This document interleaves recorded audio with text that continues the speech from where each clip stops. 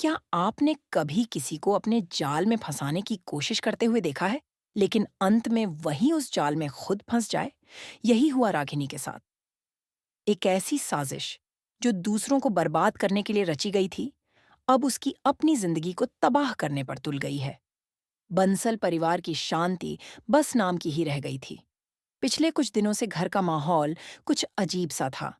एक तरफ रूही की शादी की तैयारियां चल रही थीं, और दूसरी तरफ रागिनी, जो बाहर से मीठी लेकिन अंदर से जहर थी, एक खतरनाक योजना बना रही थी।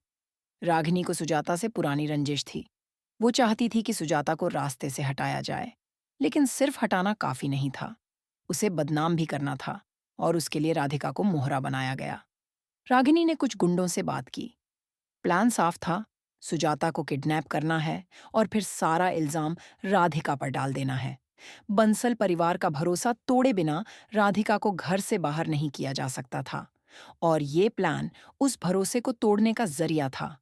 लेकिन कहते हैं ना, जो दूसरों के लिए गड्ढा खोदता है, वो खुद उसमें गिरता है।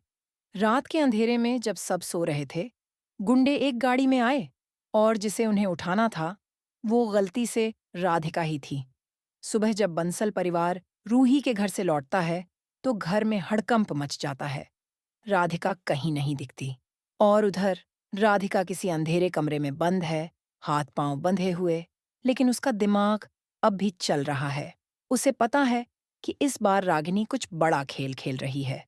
रूही को जब इस किडनैपिंग की खबर मिलती है, तो वो टूटती नहीं, उल्टा वो राधिका को बचाने के लिए निकल पड़ती है। भगवान में उसकी गहरी आस्था है, और इसी आस्था से उसे हिम्मत मिलती है। एक पुरानी मंदिर की सीढ़ियों पर बैठी रूही आंखें बंद कर प्रार्थना करती हैं, हे माता रानी, मुझे मेरी बहन को बचाने की शक्ति दो।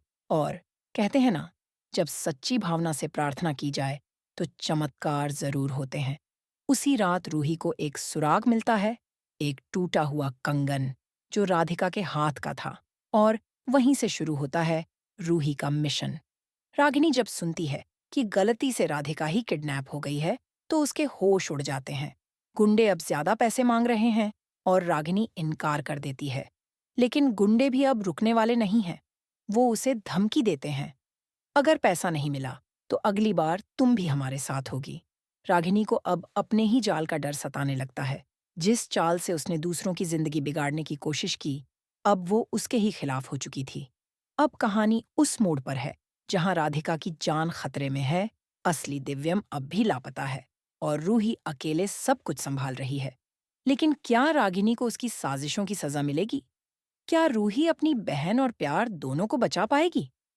तो दोस्तों, अब बारी आपकी है।